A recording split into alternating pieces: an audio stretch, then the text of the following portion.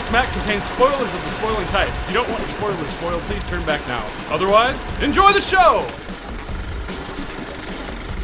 Hello, Cinesmacketeers, and welcome back to the podcast that, well, we kind of forgot what we do around here. It's been so long, we're a little delayed. We apologize, but the three of us have been very busy.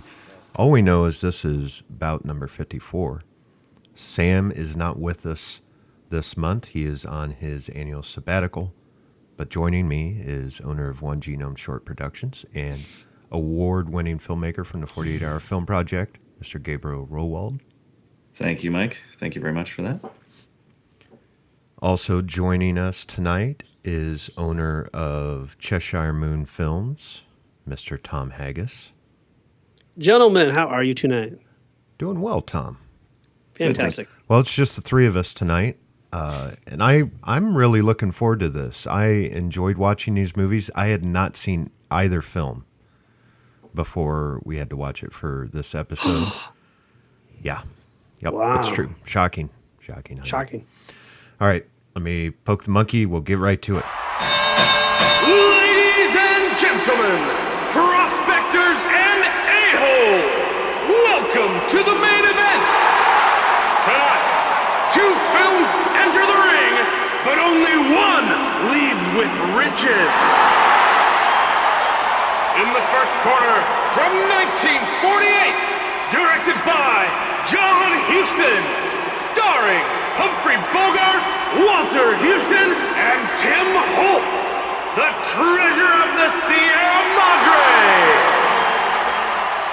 In the second corner, from 1994, directed by Danny Boyle, starring Kerry Fox, Christopher Eccleston, and Ewan McGregor, Shallow Grave.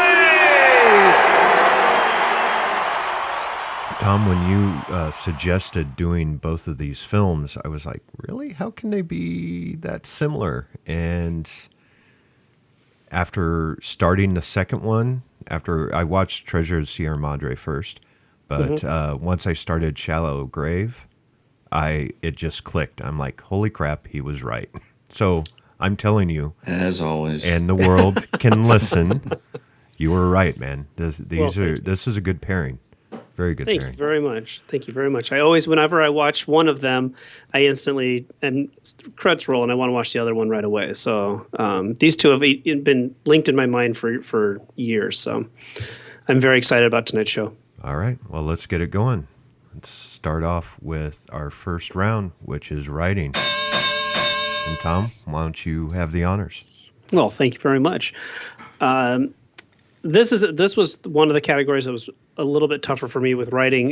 The story on both of them are really strong, and I felt like the dialogue in Shallow Grave was really well written, and that's something that John Hodge is just really is known for. A lot of his films feature a very natural flowing dialogue, and some of that's attributed obviously to Danny Boyle's direction and definitely to the cast, and we'll get to that later on, but. Treasure of the Sierra Madre kind of wins it for me on this category based on the fact of their those monologues that Humphrey Bogart has and Walter Houston. They both have really great, just really great monologues and a really cool examination of greed and what money does to people. And Treasure of the Sierra Madre was one of the first ones to do that and. Take a look at one of those, those cardinal sins, basically. And I think that's one reason why I think Treasure of the Sierra Madre might win this one for me for writing, just because as much as I love Shallow Grave, and the script is a great read, just sitting down with the script and reading through it is fun. But there's so much depth and introspection inside Treasure of the Sierra Madre. Well, and I tend to agree with you there, Tom. My only problem with the writing for Shallow Grave was I did not care for the characters. And I mean, they just seem like assholes, They didn't waste time. They didn't waste time telling you that either, did they? No, they did not. Yeah. Like, not at all. And I mean, it was kind of funny, but then I'm like, okay, which one? I was trying to figure it out. Once everything snapped together, I'm like, okay, who's kind of this part, who's kind of that part. Where in the Treasure for the Sierra Madre, like Dobbs is the go-getter, and he's the one that kind of loses it. And then you have Howard, who's the older guy. He has the most experience, and he's just in it, so he doesn't have. He knows he's on his way out. Like he's like, I just want money to live the rest of my life, which isn't going to be very long. And then you had was it Curtin? Curtin was the other, and he's just like the good person. He's the soul of the three of them. Where in Shallow Grave, it was hard because Juliet, she kind of had the heart, and David kind of had the heart, and Alex kind of had the heart, but the 90%, the rest of them were just assholes. Yeah.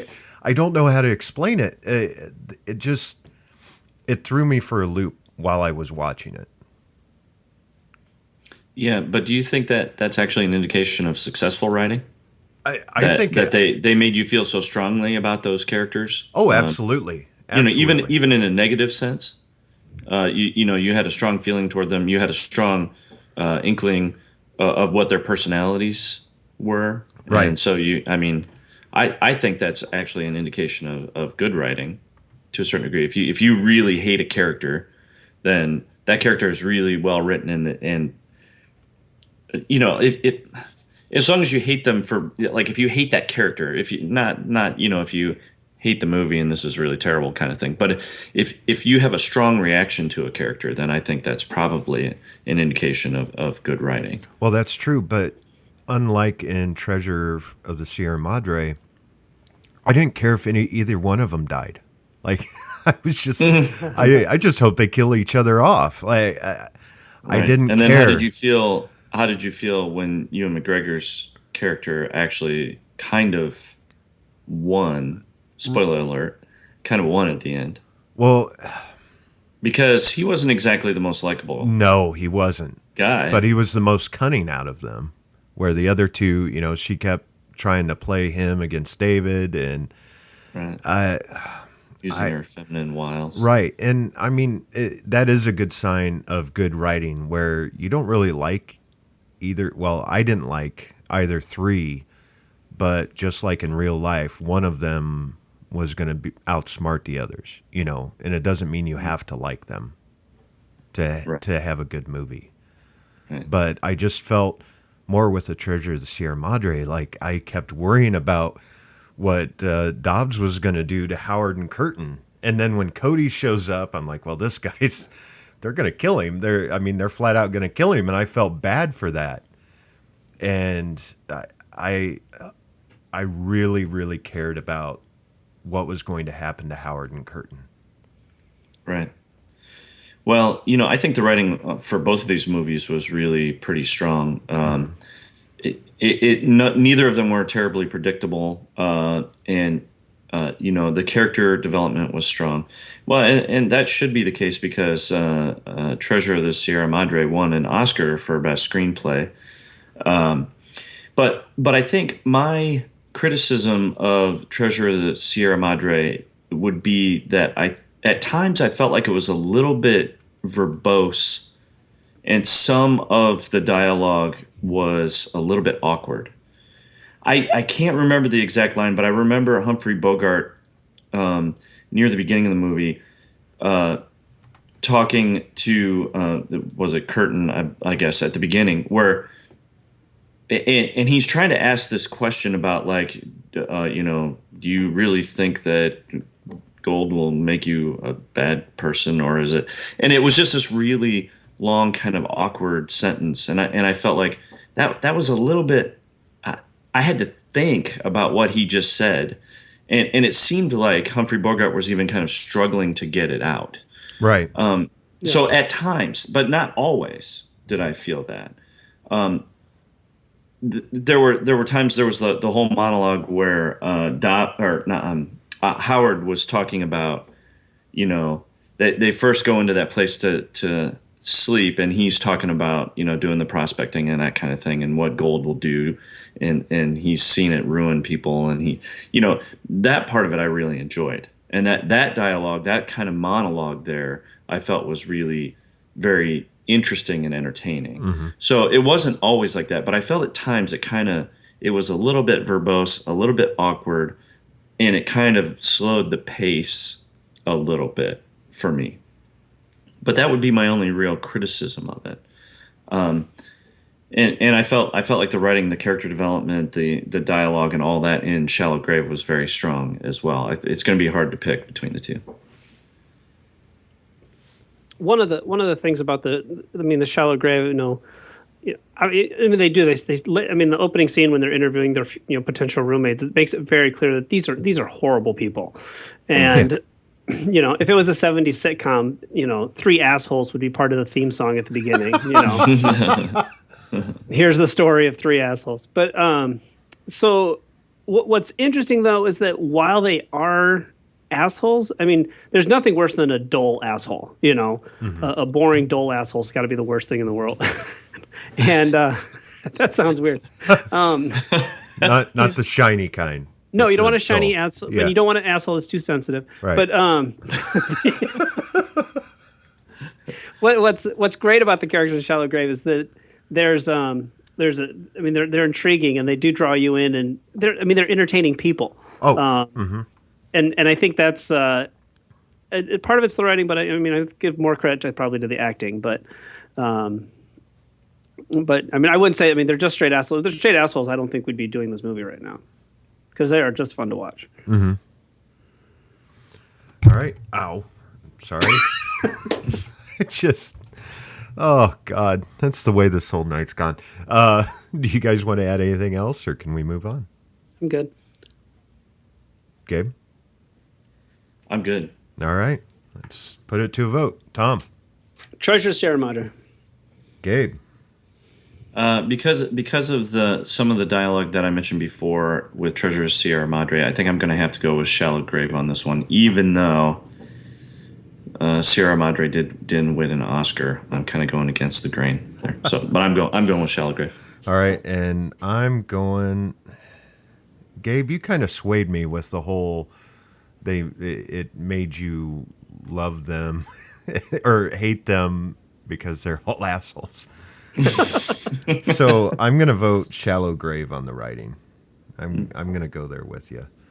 The reclusive novelist B. Traven was asked if he would like to visit the set of the Treasure of the Sierra Madre during location shooting. He demurred, but said he would be sending an associate instead. The associate was actually Traven himself, using a pseudonym. So there you go. There's a really long one, and I don't want to read it about him. But he's kind of an interesting fellow. You should look it up. Let's move on to acting. All right. Well, the acting, again, I think both of these movies are good matches in more than one way. Thematically, they're very similar. The writing is very good, as we've discussed. But the acting is very good as well. And in Shallow Grave, like we talked about in the writing part, not only were they, written as assholes, but they were acted as assholes and done fairly well by the entire cast. Ewan McGregor is for me is the actor that I recognize the most. And I've seen him in other things, and I didn't feel like it was a great departure for him. But I did enjoy the other actors as well in this, even though I feel like they were maybe less well known. Although, Christopher Eccleston, I really enjoyed his performance. I thought he did a good job as being kind of a normal person who gets kind of broken and turned paranoid, and he did it in a very subtle way. It wasn't like he was normal and then suddenly crazy. It was much more subtle, and it was much more through body language and facial expressions and that kind of thing. And I really enjoyed his performance. And I imagine he's been in other things that I've seen, but for me, he was kind of a new face when I watched this. And then Treasure of the Sierra Madre, there's great performances in it. And again, there's another Oscar involved there for Walter Houston, who I thought was the most natural of all the actors in that. And I think maybe he was a little bit ahead of his time in a certain way in that naturalness. I really liked Humphrey Bogart, but at times he seemed like he was kind of, 40s movie acting. But then when he was kind of having his breakdown, there were parts where I was like, oh, this is kind of a departure for Humphrey Bogart. He's not the usual tough guy kind of thing. He's kind of playing kind of a crazy guy. Oh, yeah. And I thought I was really impressed with that. And I felt like it did kind of depart from what we now know as kind of his kind of, aura as a tough guy.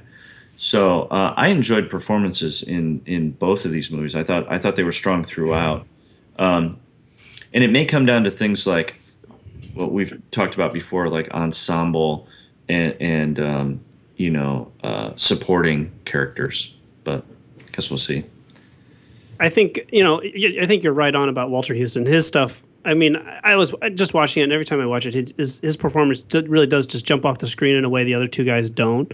With the one exception, there's a couple scenes where one scene in particular where Humphrey Bogart is kind of mumbling to himself about oh, these guys aren't going to get me in. And I was watching it, and it occurred to me that first of all, people talk to themselves all the time in real life. It happens all the time, and you never see it done in movies because I don't know if it's cliched or it's too difficult to pull off realistically. But he really pulls it off. And he is actually able to move the plot forward and provide almost like narration about what's going on in his head and give us a little bit insight into how crazy he's getting in a really convincing way. And that part of the movie kind of took me off guard because you never really hear people talking to themselves in movies. And I'm not sure why that doesn't happen more often. So, it's funny because people do talk to each other. At least I assume they do because I do all the time. Oh, and Lord. I'm hoping I'm not insane. Yeah. Sometimes this podcast, I feel like I'm talking to myself. But sometimes actually that, I talk to myself and then I realize, oh, I'm talking to myself in situations where other people may be able to hear me. Like I'm walking the dog or I'm in the grocery store or I'm doing something. Yes. And I'm talking to myself and then I'm like, oh, maybe that person over there heard me. And it's almost like they're hearing your thoughts. Yeah. It feels like an invasion a little bit. But. Yeah, and that's what makes that scene so great is that it's something that happens all the time in the world that you never see in movies. On the other hand, you got to give a lot of credit. Carrie Fox and Christopher Eccleston and Ewan McGregor have really great chemistry. And and I know that, I'm sorry if I'm stealing any future trivia here, but I know that Danny Boyle had them actually live together for a time before they started shooting to get some of that camaraderie and that comfortableness, comfortableosity that... That's the name of a good action movie. Comfortableosity. Get comfy. So... I think there's a lot to be said. We've seen lots of movies where a group of actors, an ensemble of actors, there's no chemistry at all between them, and it's that intangible that they have or they don't. And sometimes a great director can pull it out, but definitely these three do. And that's one of my favorite things is the scenes where they're just being roommates, answering the phone or getting each other's mail. Those scenes are really funny and really, really well done. And they could just be, boring throwaway scenes, but the three of them make those scenes so fun and engaging that you're like, yeah, maybe these guys aren't such assholes after all. No way they are. Yeah, they're assholes. They're just our type of assholes is the problem. They're comfortable. They're assholes who are comfortable with each other. Being assholes. Yep. Yes. And those are the best kind, comfortable ass. Right. I mean, immediately I recognize Ewan McGregor, and it took me a little bit to recognize Christopher Eccleston. I said it wrong. Eccleston? Is that Eccleston. how you say it? There you go. What else have I seen him in? He was the bad guy in Gone in 60 Seconds, which is my number one guilty pleasure movie. Whenever it's on, I have to watch it. He was also a Doctor Who. He was one of the doctors, right? Oh, was he? He was the ninth Doctor. I'm not a Doctor Who guy, but he's also in the 28 horrible. Days Later. Yeah, he's also in the horrible G.I. Joe movies. I believe he plays Destro.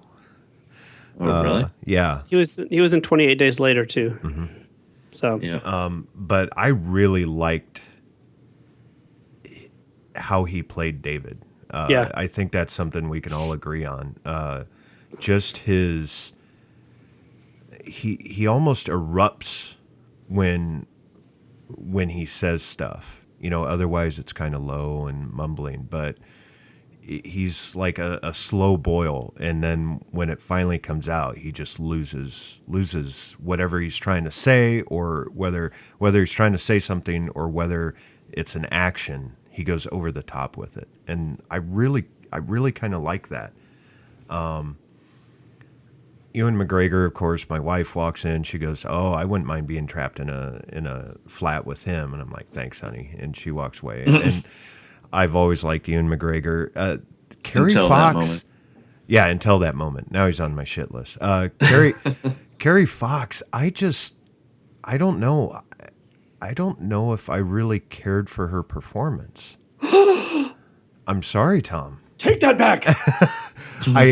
I mean, I don't know. Maybe it's because I was going through the whole that they were so cold and they weren't, there was no one likable. I didn't really connect with her character and how she acted. And I'm not saying that's a bad thing. That's just me. But for Treasure of the Sierra Madre, I know I've talked to both of you about how much I loved Walter Houston's portrayal of Howard. Humphrey Bogart, that's a great example, Tom, of when he's talking to himself.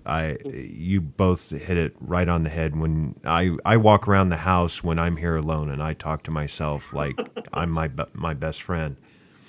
And Tim Holt, even though he is the good guy, he was more of the Boy Scout. He's kind of almost the pinnacle of being a Boy Scout, where he's got to do everything just right.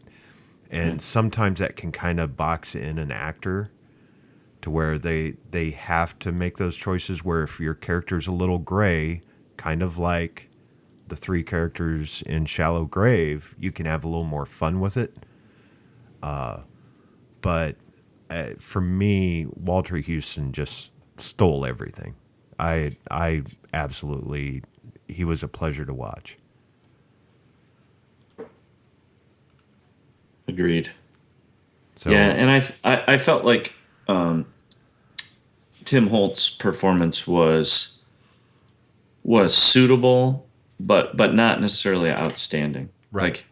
Like, he fit that role. He had kind of the nice kid look to him, but I didn't feel like his performance was really particularly outstanding, especially next to Walter Houston and Humphrey Bogart. Mm-hmm. And I mean, can you imagine just on the first couple days of working with Humphrey Bogart and Walter Houston? You're like, holy shit! Yeah. What am I gonna do? Yeah, and sometimes I think that inspires actors to really step it up. Yeah. And other times I think it can probably be intimidating. Right, and I think we also all have to agree that we're watching a film that was made in 1995 and a film that was made in 1948. So cinema has changed so much between then and 95, and let alone 95 and now.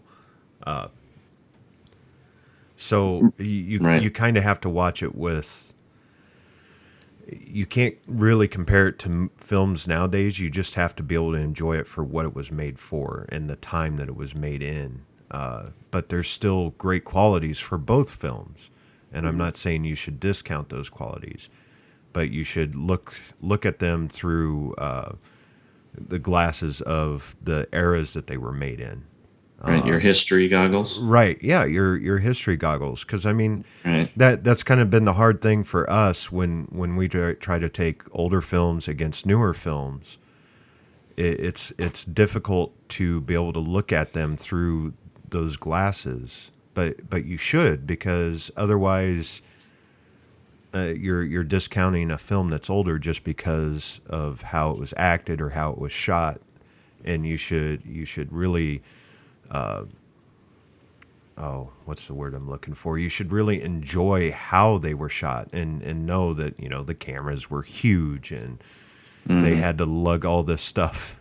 I mean, they shot it mainly in Mexico, and it's just crazy. So for me, when I was watching them, I was like, okay, I know for that time frame, this is the way you should act. But Walter Houston, like I believe it was Tom said, just stuck out, and he was so normal. Like he acted the most real throughout the entire film, where, Humphrey Bogart, he had a few things, but every once in a while he'd kind of get back into, like what Gabe said, get back into the 1940s, 1930s style of acting. But, I mean, that's why you love Humphrey Bogart. Yeah. So, I'm done rambling. Let's go ahead and vote. All right, Gabe. I think because of the ensemble, the complete ensemble of comfortable assholes, I'm going to have to go with Shallow Grave for acting. All right. Well, I'm going Treasure Sierra Madre because of Walter Houston. And Tom. And I'm going to go Shallow Grave for Carrie Fox. Oh. Interesting. Obviously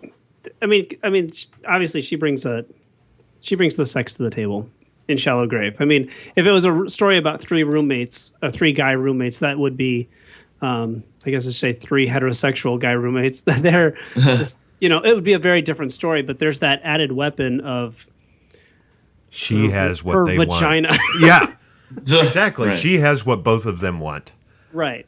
And it starts out in a very asexual relationship with her coming out of the shower with no top on and them not even batting an eye. But she knows she has that weapon and she uses it pretty well at the end. And that's, I love it. Just absolutely love it. All right. Well, Shallow Grave was heavily criticized, just like what we're doing, for its seemingly cold characters. When questioned about the criticisms, Danny Boyle responded saying that building plausible characters is something that pleases intellectuals, but audience in general don't invest much into the characters in a film. So there you go. I have a theory. Yeah, go ahead.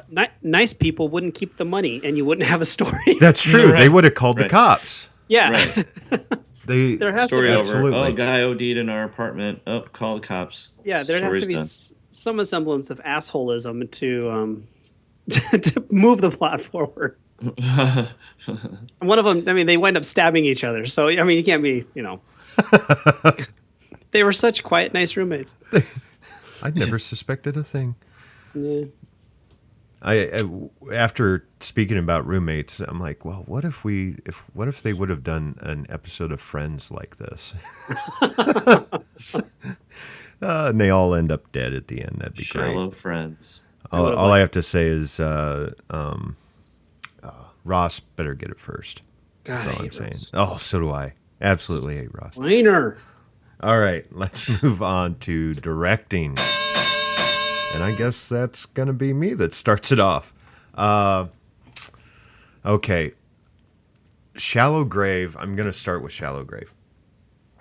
I absolutely loved the camera angles. I loved the lighting, especially up in the attic after he gets done drilling the holes.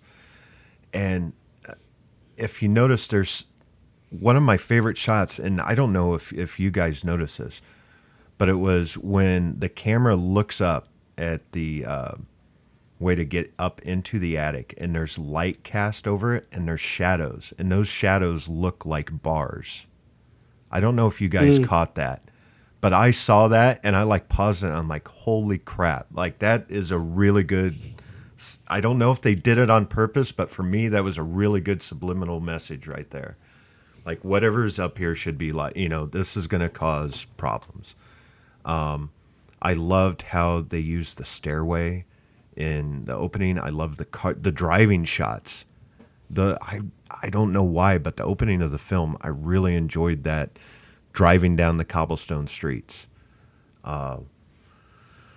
And you see Danny Boyle in this, you start to recognize these shots and everything. And this, if I remember correctly, this is his first feature film.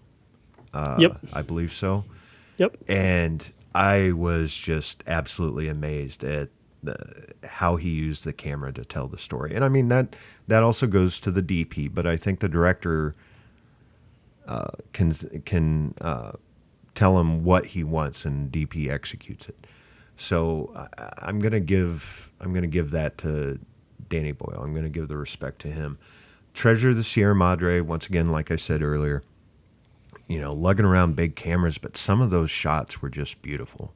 Yeah. Like, especially when Humphrey Bogart's talking to himself, and you can still see that, like, he's up close in the foreground and they're working in the background. I mean, just to show the separation and show the anxiety that character's feeling, that he's all alone, and those two guys behind him, they're planning something. They're trying to take my gold, and I thought that was I thought it was great. Yeah, and I have to agree completely as far as the Danny Boyle, comments, because I felt the same way. I was like, oh, these are really nice shots, and really, really good angles on these, and obviously a lot of that character development and doing things like having the actors live together for a while. I think those are signs of a good director, knowing what he wants to get, and maybe doing things in an unconventional way to get them.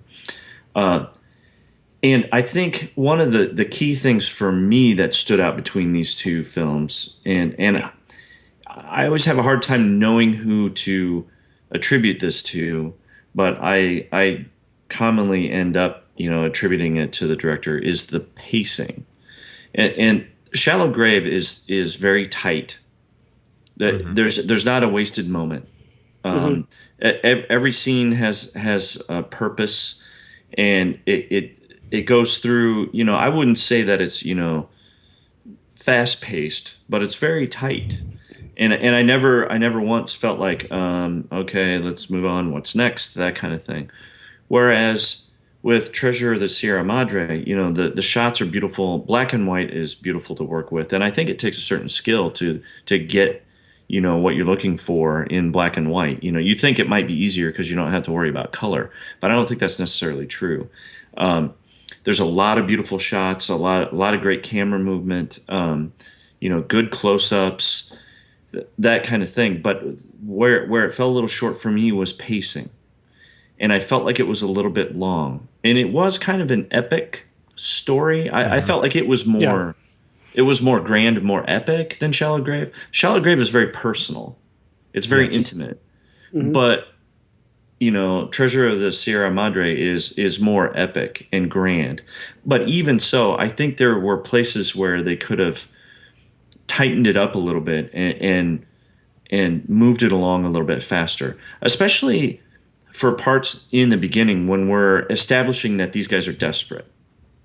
I think they could have shortened some of those sequences. Some of them were very important, but others it's just kind of like, okay, how many times do we really have to show him asking for money from the same guy? And I just felt like it's like, okay, it's taking a really long time to get into the meat of the story. I get what we're doing. I get we're establishing that these guys are down on their luck and they're very desperate. But I got that right away. I didn't need that much time to determine that. So let's get into the meat of the story. And I felt there were certain places where that happened. It's like, okay, we can move a little bit quicker here. They're trying to decide whether or not they're going to let this new guy in on their fortune, or if they're going to kill him. And it's like, okay, yeah. Do we really have to spend this much time on it? We get it. Right. So I just felt like that was the downfall for me.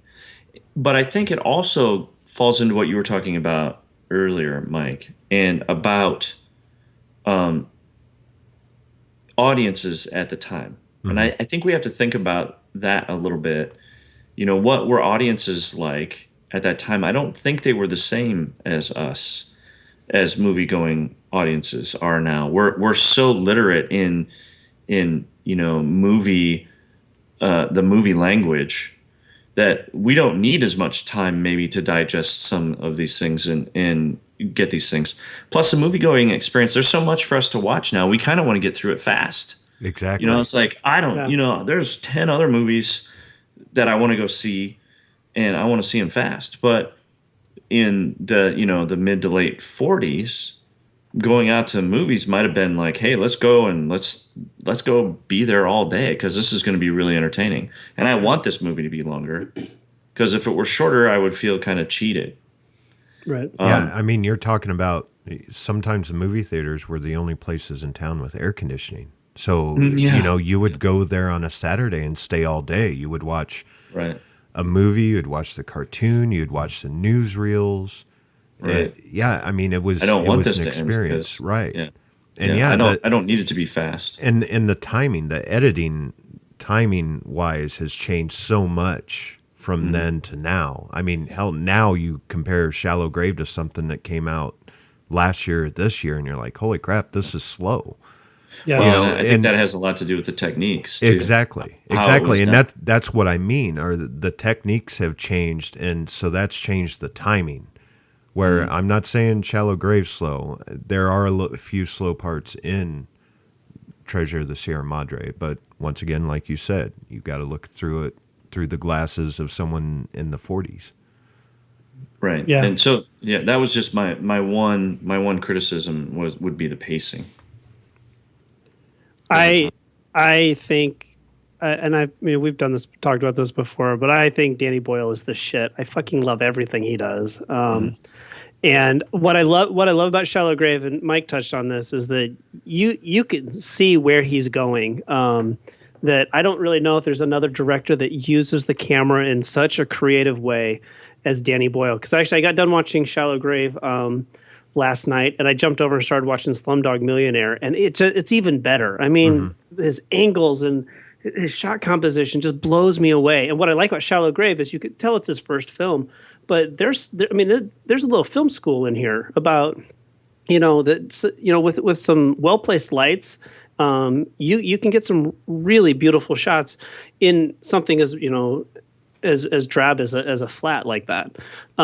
They on the DVD, on the Blu-ray that I have, there's a really great behind the scenes interviews with the actors from Shallow Grave and Danny Boyle as they kind of reminisce on it, 20 years after the fact. And Carrie Fox is talking about, she was sitting off set watching Danny Boyle in the DP, and she goes, they had the camera on a dolly and they were just pointing it at the ceiling and just pushing it around the room. And she goes, I didn't know what the hell they were doing. They looked like idiots. And she goes, and I didn't know what they were doing until we got to the premiere. And she goes, and we sat down and there's these really great shots where you hear David walking on the attic and these real nice slow shots. And she said it was so genius, but I mean, who would think to grab those shots while you're there and make that happen? So right. And what about their whole movement? Their whole movement when he's up there walking and they're going between rooms. Yeah. Like you don't even see him, you just hear him and you're essentially following his footsteps through the flat. That was just brilliant to me. Yeah. Yeah. And it just and just the I don't know. It's an absolutely amazing film, and I just absolutely love it. And then and John Huston. This is another one of those things where like, oh gosh, who do I give it to? Because they're both so great. And John Huston's is really great too, and it's groundbreaking for what they did in 1948. But I see so much potential and so much. I mean, this is one of my, as far as like a first film from a director. I mean, Shallow Grave, Danny Boyle. It's one of the best ones around. Mm-hmm. Agreed. And I was gonna bring up another. When I was watching it, it really felt. I mean, I know it's the '90s, but if you compare an American film during the '90s to, let's say, this film, or a Hong Kong action film, like I love Hard Boiled and The Killer and that, and when I was watching Shallow Grave, it felt very similar to shots that you would have seen from around the world and not from the United States. Yeah. There was definitely a lot more movement. There were the one scene that sticks out to me is when they have the guy in the freezer, the two thugs looking for the dead roommate, and they just kind of move in, and I just had like a flash. I'm like, holy crap, this is a scene from Hard Boiled. Just how it was lit, the neon lights, the very cold feeling, take the pun however you want, but the cold atmosphere that they captured just really kind of hit me. And then I started thinking about, look at all the other films that came out during this time, not in the United States, and just how very similar a lot of them were. And I'm not saying they're similar is a bad thing, that they're all ripping each other off. I'm just saying they had more creativity in their shots, in my opinion. Yeah, than a majority of the U.S. movies did. And then what's really interesting is that 5 years later, you have 1999, which is really kind of a landmark year for movies, and you start to see all of this influence from around the world show up in the United States, and you get films like Fight Club and American Beauty and Being John Malkovich and Magnolia, where they're starting to, where these American directors are suddenly like, we could be doing so much more, and using the camera to tell a better story. And we have this, just the floodgates open with this year of really, really great films. Blair Witch Project's another one where the camera becomes very integral to telling the story, regardless of what you think of the movie. But that's interesting. I hadn't really thought about that kind of global influence that came to shore.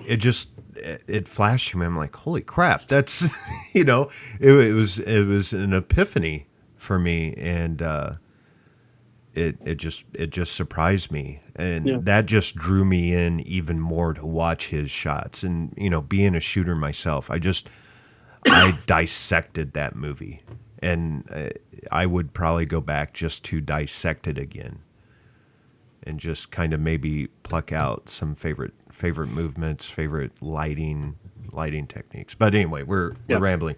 Let's move on. Oh, well, we got to vote first. Let's go ahead and vote. I'm voting for. Oh, this is going to be hard because I just totally licked all over Danny Boyle's junk. But I love John Huston. He's there? Yeah, he's sitting right here. He's reading a book on Canada. Sorry. Wait, if Danny Boyle's there, who's this guy in my office? That's a homeless guy that lives behind the building, Tom. I paid him to do a British accent. His name is Banny Doyle. Yeah. It's his illegitimate brother. I'm going with Shallow Grave. I have to. Yeah. I think because of the pacing issues that I talked about, because of the conciseness of the editing and the beautiful shots, I have to go with Shallow Grave as well. Okay. Tom? I'm not allowed to vote against Danny Boyle, so you know where I stand. All right. Let me pull up. Just so the audience knows at home, we're recording this off laptop because my PC's just having all kinds of trouble, and I'm using my phone for the trivia, so I apologize. The windstorm in the finale of The Treasure for the Sierra Madre was created by borrowing jet engines from the Mexican Air Force. Number one, I didn't know they had an Air Force. Number two, I didn't know they had jets. Had jets. In 1948. The film took 5.5 months to shoot and was 29 days over schedule. So there you go. And they shot Shallow Grave in 30 days. So they did shoot it in 30 days. I saw that. That's pretty damn impressive. It is. Very. Let's move on to our final round, which is overall. Man, so many great things that we need to cover. First of all, I'm going to say I want to cover music. The Shallow Grave soundtrack is one of my favorite soundtracks. I know you guys are big fans of movie soundtracks. I don't collect a whole lot of them, but Shallow Grave is one that winds up in my CD player all the time. It's the only one where I can get Left Field and Andy Williams in the same listening, which is it's just pretty awesome. You get techno with the old I don't know what year Happy Heart is from, but it's a great singing along song.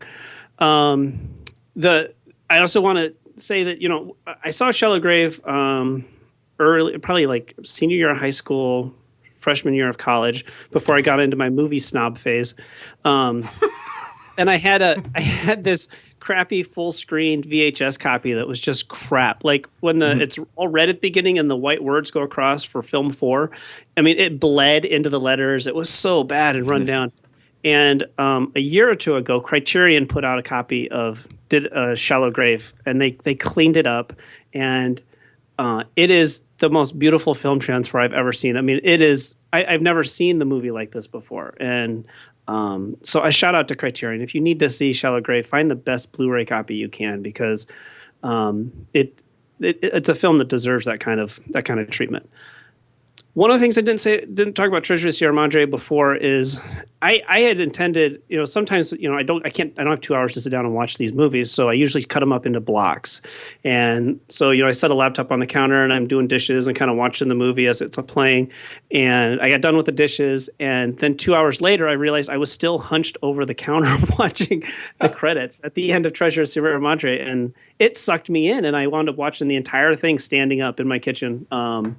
Because I couldn't even pull myself away enough to switch over to the TV or close the laptop and go sit down. I just stood there and watched the entire thing from beginning to end.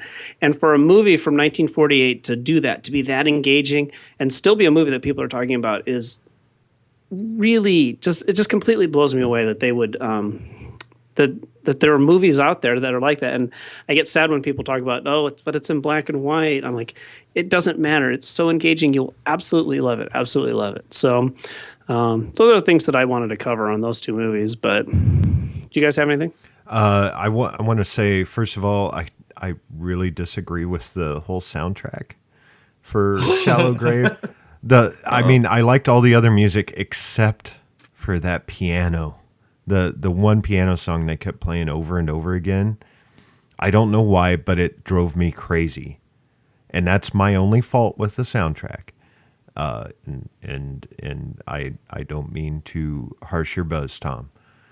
But that was my one problem with the soundtrack, was that constant piano chords. I have to admit as well that I have a note here that the music is a little campy at times. So not all of it, but I did make a note of it. But so I love the use. Mike's corner on that. Unfortunately, sorry, Tom. I love the use of the end song. I thought that was just great. I don't know how to put it. He's not talking to us anymore. He did. He muted. I think he just left. He's Oh, wait, he turned on his webcam. Oh, Tom, don't. That's just mean. I'll show you a dull asshole.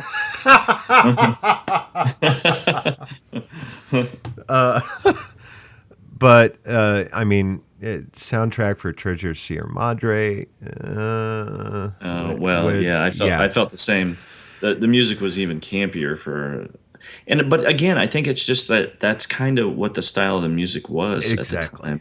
Exactly. There were times where it's like, they're climbing up the mountain and they're tired, and it was almost kind of comical kind of music. Yeah. And maybe it was trying to get across that mood that, these guys are, they're kind of bumbling when it comes to this. But I guess it kind of offended my modern sensibilities a little bit. I was kind of like, eh. And that's a problem I often have with older movies, is sometimes the music is a little bit, for lack of a better word, campy to me. Right.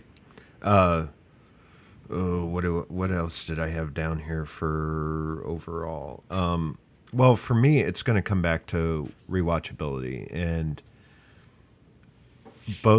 which film would I watch and not want to go to film school would be Treasure of the Sierra Madre. It was totally enjoyable in my head because I'd never seen it. And it could have been my expectations were not low, but I'd heard so many great things about it. I tried to bring them down just so I was not disappointed, where I was expecting too much. Shallow Grave, like Tom said, it's kind of a little mini film school. You can watch it for the lighting techniques. You can watch it for the camera angles, and you can watch it on how to be an asshole. So for me, that part's going to be difficult. That's something that I've got to figure out before we vote. But the editing for both films, Gabe already kind of hit on this, and we already discussed it. I really dug the editing for Shallow Grave, and that could just be because I am a person of the time that I live in, and so I'm more used to that. What else could we hit on? I know we didn't even talk about supporting actors, and I had a special note down how much I really liked. What was his name? Which was the lead detective in Shallow Grave? Detective Ken Stott.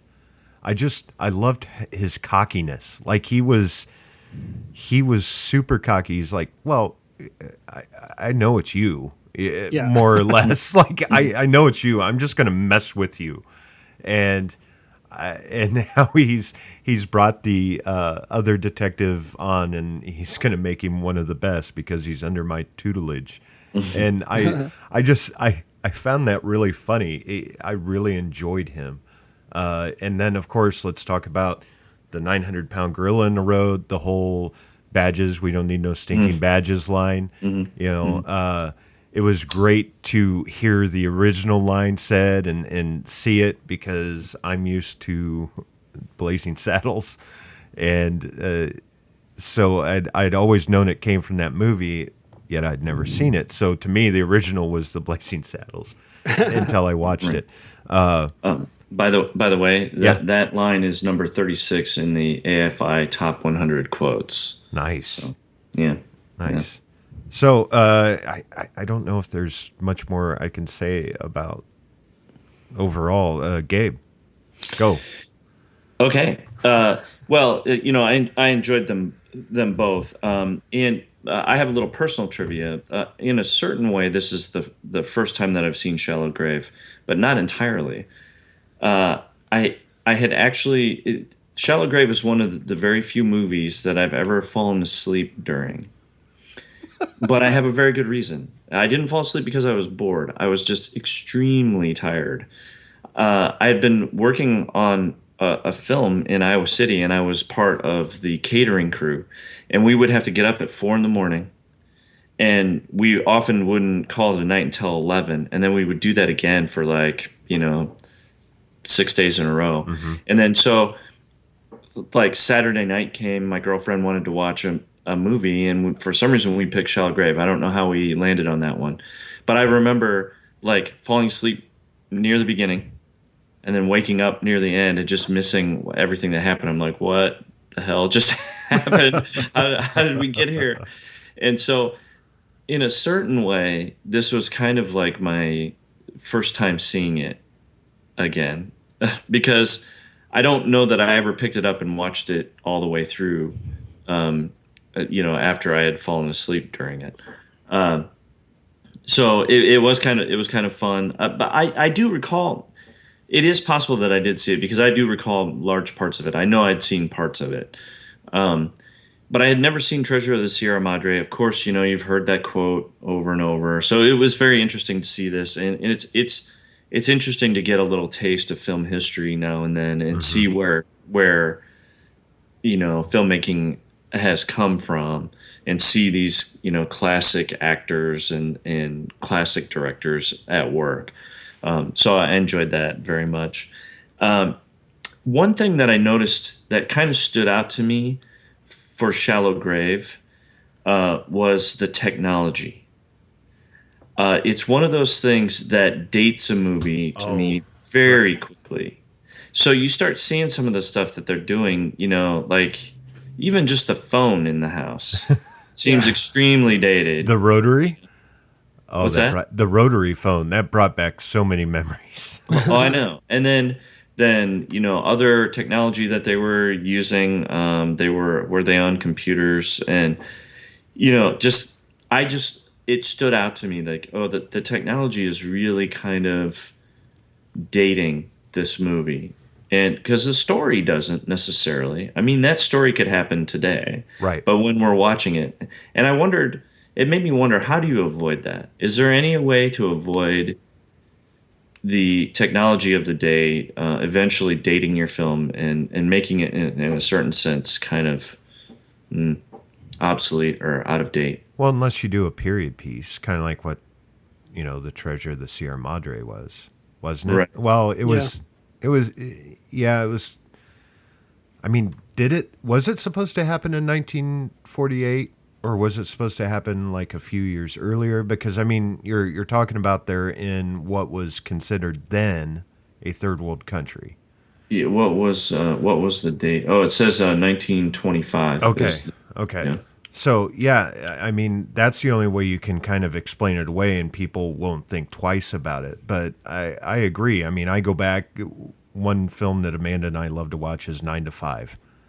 And you watch that movie and you see the color schemes and all the the giant Xerox machine that's in the room. You're like, holy crap! Like this is really dating this film. Other things too, like clothes and haircuts and cars and all those kinds of things. Really, I always wonder if that's a negative impact over time on these movies, or if. I don't think so. Like it didn't pull me out. I was just like, oh look, rotary phone and oh look at that laptop. When he was sitting at the desk writing if I'm to die or if I'm to be killed or whatever.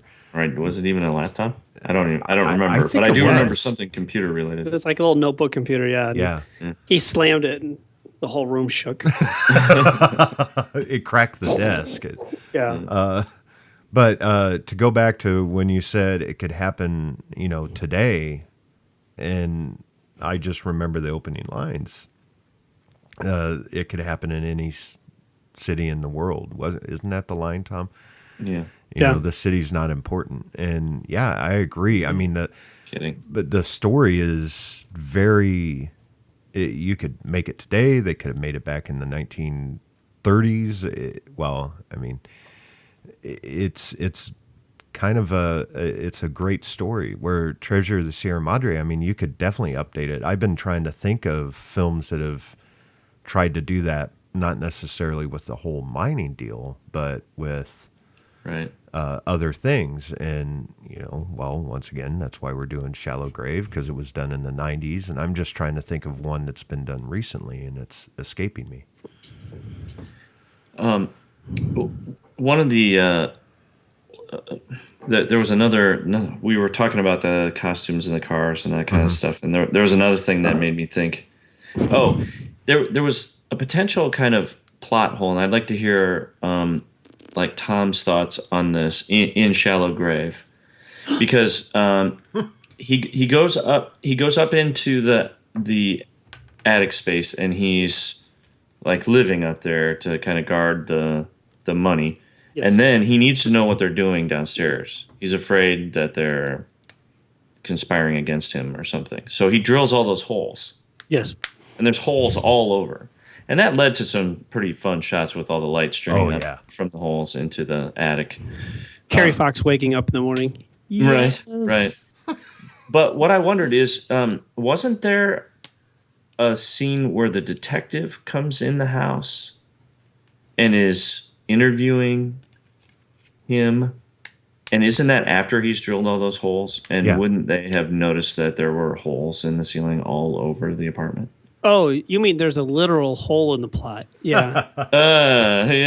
Maybe. Hey.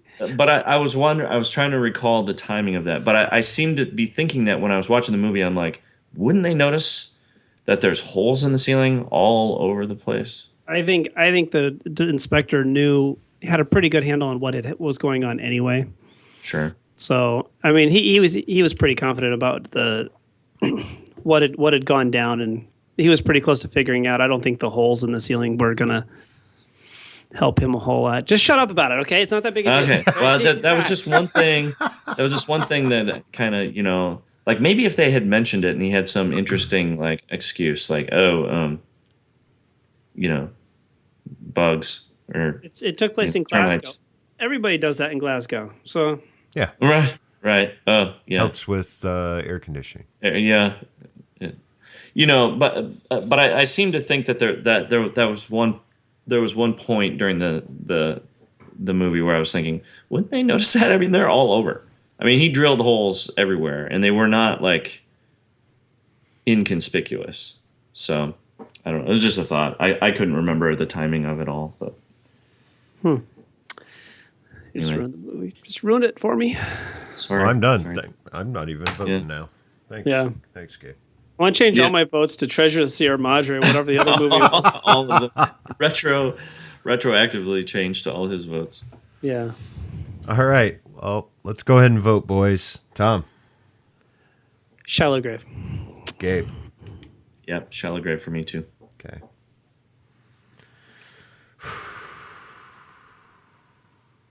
Boy, do I agree with you guys, but yeah, I'm gonna have to go Shallow Grave.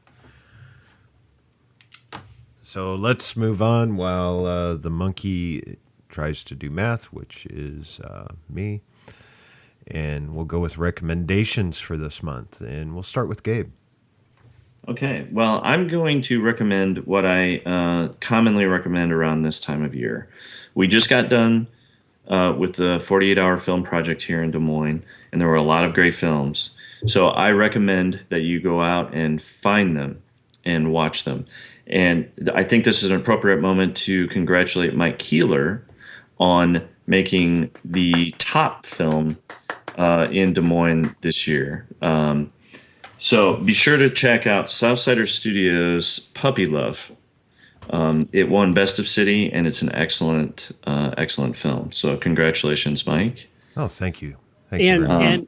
and Gabe, I'd like to say too, as one of the 48 judges, you also had an amazing film, and I laughed several times during it. It was really, really well done, and I would say it's one of the most original ideas that we had for story this year. So Agreed. kudos to Thank you you. guys. Kudos to you guys for a really, really entertaining film. Oh, thank Agreed. you. I appreciate that. And don't worry, I was going to mention our own. So I don't But- I don't remember the name of it or what it was about, but it was good. but it was good. It was about three assholes in an apartment, wasn't it? Right. Sounds like three assholes on a podcast right now. And we have our new website. I'm sorry, I was too close to the mic for that. I wasn't expecting it. Oh, that was good, Gabe. That's what I she would said. like to mention a few other films from Des Moines this year really quick. I want to give a shout out to Patrick Boberg and his team Tiny Explosions in a film called Culling of Airs. He always does a really great job, a lot of beautiful camera work in it, and a very entertaining film. We can't leave out Team. They did a good, great film, a beautiful looking film called So You Think You Can Jingle. Slater Maxwell, always excellent. They did an awesome musical called Love Will Live Forever. And of course, our friend Nick Strickland with White Poison Industries, they did a movie called Urban Expedition. And then also these kids, I remember when these kids started, they were like 14 and they blew us away, and they're still doing it. They've got a new team name this year, .K Productions, but same excellent quality. They did a film called Until Sunrise, which was number 2 this year in Des Moines. And I have to mention that team, So You Think You Can Jingle was number 3. And then, of course, ours, One Genome Short Productions, movie called Making Adjustments. We were very proud to be part of the top 12, the Best of City screening this year. And so there's a lot of great work going on here in Des Moines in a very, very short amount of time. which I think emphasizes the amount of talent that's here. So, like I do every year after the 48, definitely go out and get on YouTube. They're out there. Find the 48-hour films from Des Moines and check them out. You will not be disappointed. And I know I'm going on, and I'll bring it to a close here really quickly. But I think it's also an appropriate time to thank Sam for 10 great years as the local producer for the 48-hour film project in Des Moines. He has decided to retire. I'm sure he'll still be involved, but he won't be the producer anymore. And excellent job, Sam. We'll miss you. You cannot be replaced. And I did want to also mention thank you very much to Tom for being a very excellent judge. You've heard his opinions of these films on the podcast over and over, and you know how he's got good opinions on things. So I know he did an excellent job as a judge, and he also did a lot of work putting together the screenings and those kinds of things. So thank you, Tom, for that. No problem. My pleasure. Yep. So there. Sorry, I just wanted to spend a little time and mention all of the great talent here in Des Moines. Huzzah. Well done. Well done, sir. Thank you. And congratulations to you for Best of City and a great film. And you won best. What was it again? Best costumes and best original song. Yes, that's correct. And I feel like that. I'm very happy with that. And when we heard the song, I loved it immediately, and I'm like, oh, that's going in. That's going to be in the credits. Right. But I do kind of feel like we stole it a little bit. There's so much good work. I mean, the song at the end of your film that Ron did, he always does great work. And I thought, oh, that one's a contender for sure. Slater Maxwell, like I said, they did a musical, and they had 4 or 5 great songs in there. And then Team.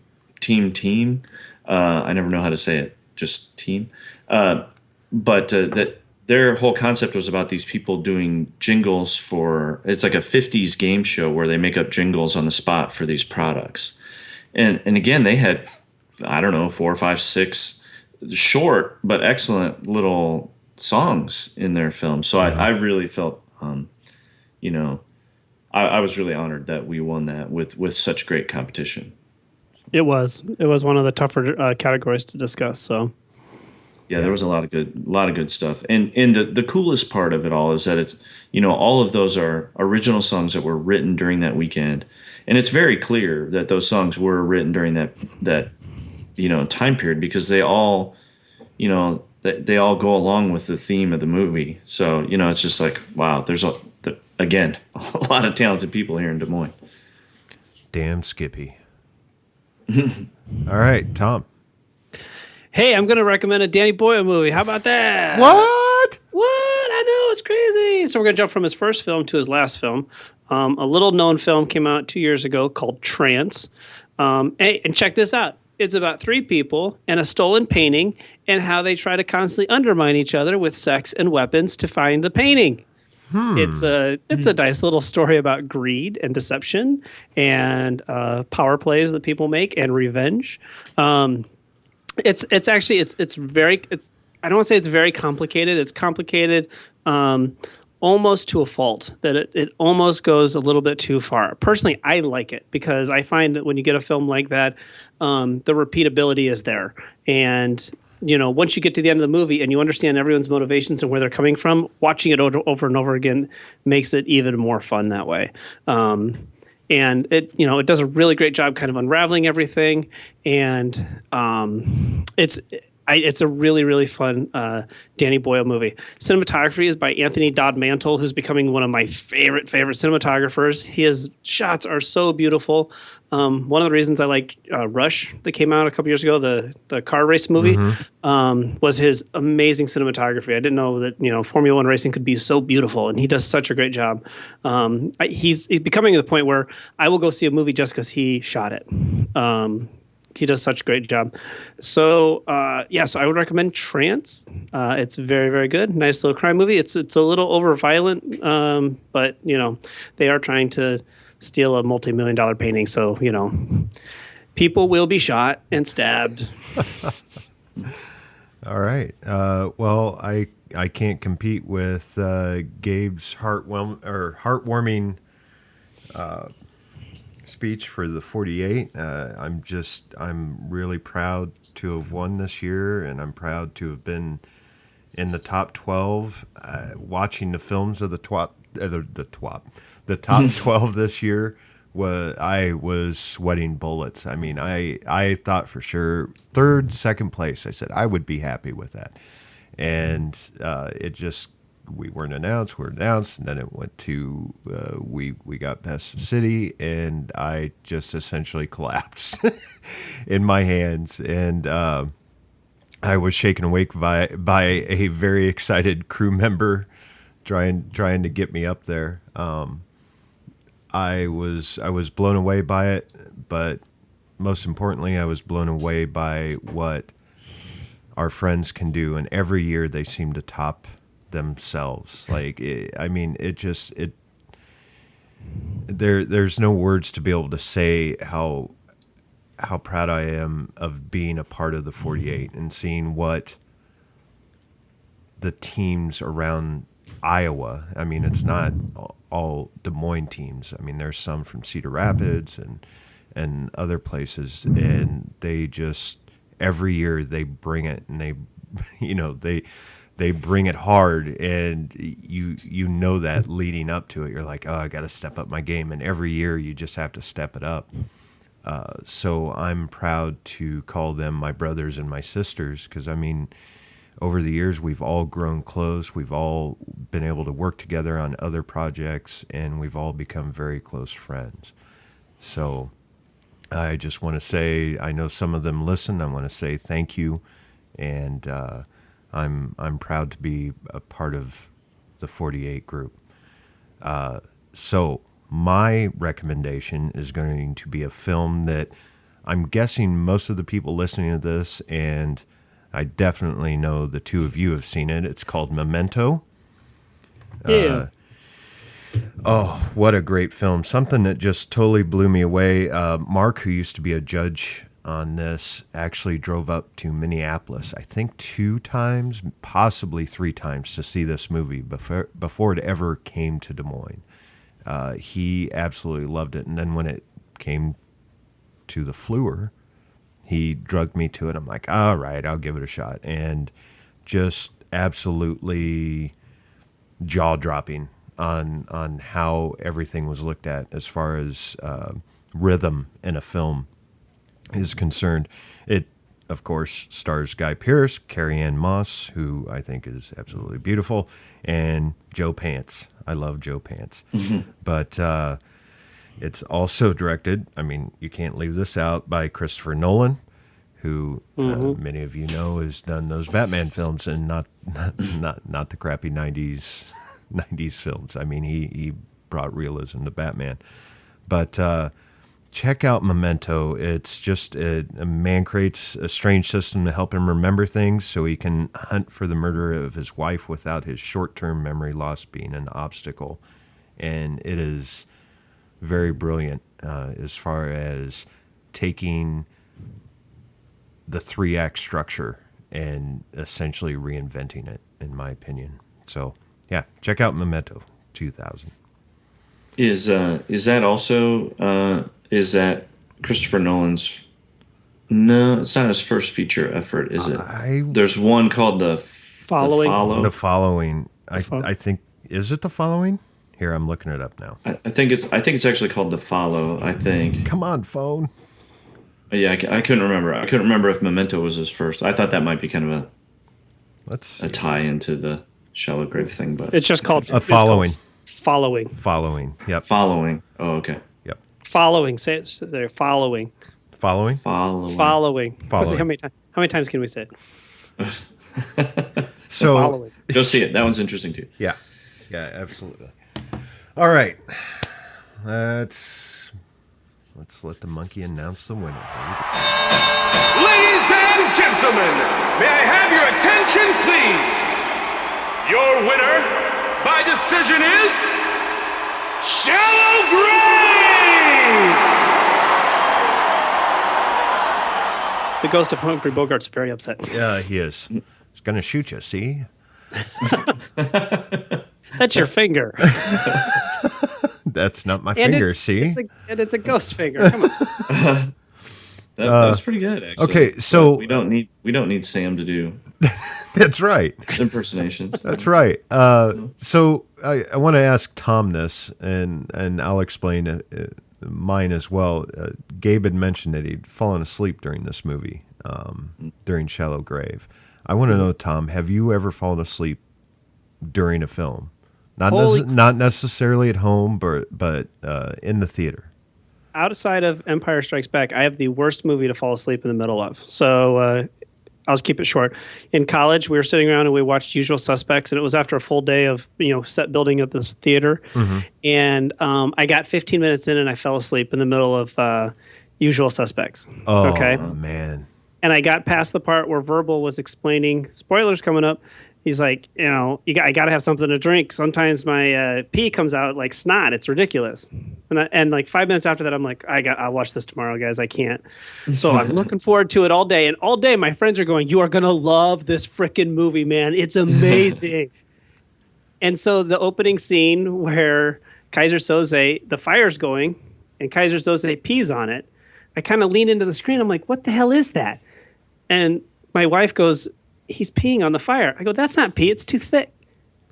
Oh, son of a bitch. And it was ruined. So there was never a reveal for Usual Suspects. Too smart for your own good, man. Oh, God. Yeah, her face just fell. And I was like, God, kidding me. And the whole time I'm watching, I'm like, well, maybe there's more to this movie than just who's Kaiser Soze. And I got to the end and went, nope, that was it.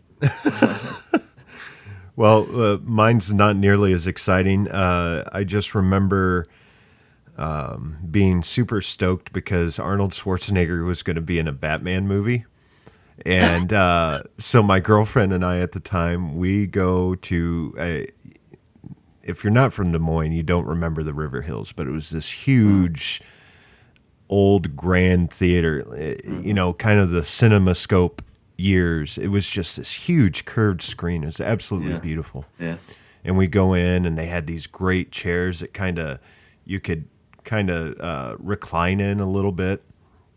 And I'm super excited because I love Arnold. I know he's not that great of an actor, but I still love Arnold films. And we start watching Batman and Robin, and I just kept sinking more and more in my chair. And I think about a half hour in, I just zonked out, and she woke me up, and it was the credits.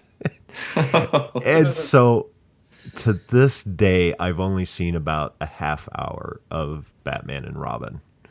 Oh, and I am kind of a lucky bastard that way. But oh God, that was horrible. Like, at least yours was a good movie, Tom, and at least Gabe, you enjoyed the movie after watching it again, where I'm like, I don't really need to see it. Right. It was to your benefit. It was. Yeah. I'll trade you my experience for yours any day. All right. Can I just share a little more quick trivia about the River Hills Riviera theaters? Yeah. I actually have 5 movie theater seats from those theaters. I got a close look at that big curved screen. Did you know how they did that? It was all strands. It was all these like strips. Yeah. And they were all just kind of pulled tight over, the top and the bottom somehow. And it was just a whole bunch of strips that formed that big curved screen. And if I remember right, the strips were kind of perforated as well. Yes, they were. They were relatively large holes. I was like, how does half the movie not go through those holes? But it was a very, you're right, those were very cool theaters, and it was a little bit tragic that they tore them down. Yeah. But there's an arena now. Of them, which is very cool. There's an arena there where Miley Cyrus and Justin Bieber can go sing. Right. Yeah. Right. All right. Let's not get depressed. Let's move on to where people can follow you and stalk you on the internet. Gabe. You can look me up on Facebook, and you can check out our films on onegenomeShort.com. All right. Tom. Cheshire Moon Films, WeddingDayRewind.com. Those are our websites. Lots of fun stuff up there nearly every weekend. All right. And you can follow me on Facebook. You can follow me on Twitter. You can find the studio podcasts on iTunes. Just type out South Cider Studios. And you can also check out our film that won this year, Puppy Love. It is on YouTube. Just type in Puppy Love or search for South Cider Studios. And for this podcast, we would appreciate it if you could leave us a review on iTunes or whatever podcasting service you use. It helps other people like you find us. You can contact us at cinesmac@gmail.com, which we haven't checked in a while because I have a new phone and I can't remember the password. Follow us on Twitter and Facebook. Just search Cinesmac. And for September, 2 Kung Fu masters jump into the ring as the big boss takes on Project A. For Gabe, Tom, and myself, thanks for listening and go catch a flick. Hey, you fellas, how about some beans? You want some beans? Go through some mighty rough country tomorrow, you better have some beans. I'm going to shoot you, see? I was kind of waiting for that. This has been a test of the South Cider Studios podcast system. This was only a test. If this were a true lack of entertainment, your head would explode. Go to iTunes and subscribe to our feed. Just search South Cider Studios.